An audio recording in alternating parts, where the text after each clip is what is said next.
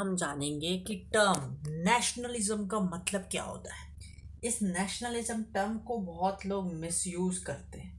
उन्हें यही नहीं पता असली में नेशनलिज्म क्या होता है। ठीक है, तो नेशनलिज्म का बहुत सारे मिसयूज करे जा सकते हैं। जैसे हिटलर ने नेशनलिज्म की भाषण दे के बहुत कुछ नफरत फैलाई। जैसे वो कहता था आर्यंस आर द सुप्रीम, ठीक है, और सब दूसरी जाति को नीचे मानता था, और वो जर्मनी को एक वन नेशन की तरह इस्तेमाल करना चाहता था। ठीक है, और दूसरी कंट्रियों को कब्जा करना चाहता था। तो एंटी नेशनलिस्ट बन गया था। अपनी सुप्रीम पावर को बढ़ावा देना असली में एक तरह अच्छी बात है। वो एक वन नेशन करना चाहिए, जैसे अखंड भारत शिवाजी ने करने की कोशिश करी, ये अच्छी बात थी। बट नेशनल जैसे अखंडता, एकता, ठीक है। अब एकता कैसी एकता, एकता कैसी होनी चाहिए? एकता ऐसी होनी चाहिए कि कोई भी रिलीजनल डिफरेंसेस हो, कोई भी कल्चर डिफरेंसेस हो, तब भी we have a feeling of loveness. ठीक है, we should share a common thing that is humanity, इंसानियत। इंसानियत सब में होनी चाहिए। अगर हम कोई भी बिलीफ और प्रैक्टिसेस को माने, वो अलग चीज है। प्रैक्टिसेस आप कुछ भी कर सकते हो, बट आपकी जो प्रैक्टिसेस है दूसरों के लिए हार्मफुल नहीं होनी चाहिए।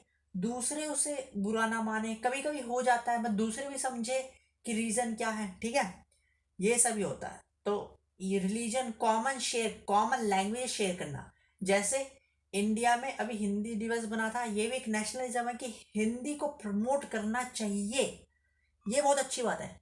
हिंदी को बिल्कुल मत भूलो, बिल्कुल मत भूलो। हिंदी हमारा, हिंदी से ही तो सब आया है। हिंदी, संस्कृत, संस्कृत से ज्यादा कर आया है, मानना चाहिए। But we should know the importance of English also. But English की इम्पोर्टेंस ज्यादा के कारण हिंदी की इम्पोर्टेंस कम कर दो, ऐसा नहीं होना चाहिए। ठीक है, तो दोनों को इक्वलेंस होना चाहिए, इक्वलेंस होना चाहिए, हिंदी इंग्लिश। और अगर कोई आप अलग कल्चर को भी फॉलो करना चाहते हो तो कर सकते हो। अगर जैसे कोई फॉरेनर आपकी कंट्री में आ रहा है तो उसे भी आप वेलकम कर रहे हो, तो वो भी एक नेशनलिज्म ही होता है। जब हम हेटेड दिखा रहे हैं कि अगर कल्चर से आ रहा है तो हम इसे वेलकम क्यों करें, इससे टॉक क्यों करें, तो वो तो एंटी नेशनलिज्म में आ जाता है। ठीक है, तो एक बार रीड करते हैं नेशनलिज्म क्या होता है। Nationalism refer to the feeling of oneness, एकता, हमारे में एकता, एंड द कॉमन कॉन्सेंस, ठीक है, that emerges when people lives in common territory.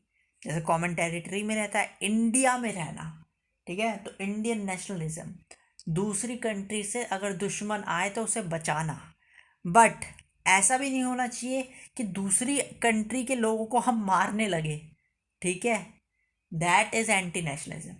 क्योंकि इंसानियत होनी चाहिए, दूसरी लोगों को भी अगर बचाना चाहिए। अगर आपके सामने कोई भी मरता हुआ दिख रहा है, ये मत देखो कि जाति कौन सी है। ठीक है, from which country it is, we should help. ठीक है, तो यहीं पर दे रखा है, the common conscience that emerges when people living in a say common territory say share the same historical, political and cultural background। ठीक है, कल्चरल बैकग्राउंड को भी फॉलो करें and have a same language. Like India में Hindi language है, but हम बहुत सारी लैंग्वेज को प्रमोट भी करते हैं, जैसे पंजाबी, गुजराती, बिहारी, भोजपुरी, और कौन कौन सी लैंग्वेज है। इंडिया में तो 3000 लैंग्वेजेस कहते हैं, बहुत उससे भी ज़्यादा लैंग्वेजेस कहते हैं। ठीक है, तो and the culture value and consider them self as a one nation. जैसे इंडिया एक वन नेशन है। ठीक है, और कोई कहता है टुकड़ा टुकड़ा गैंग, ये सब बात होती है, कश्मीर को अलग करने की कोशिश करना। बट ये तो हो गई कंट्री की बात। अब आ जाते हैं, थोड़ा मैं और टॉपिक पढ़ा देता हूँ। Aggressive nationalism. एग्रेसिव नेशनलिज्म होता है love for our country but hated for other country. ये बहुत बुरी बात है। अपने देश से प्यार करो बट दूसरे देश से नफरत भी मत करो। We should love other country also. ठीक है, और एक बात और, God created the world and we created the country. ठीक है, तो ऐसा नहीं है, कंट्री तो बढ़ती घटती जाती है। ठीक है, तो कंट्री को छोड़ो, इंसानियत को देखो, इंसानियत से ही नेशनलिज्म आएगा। ठीक है, तो यहीं पर हम क्लास को ख़त्म करते हैं। तो कोई डाउट हो तो कमेंट करके मुझसे पूछिए, मैं आपके सारे डाउट क्लियर कराऊंगा। So bye bye and have a nice day.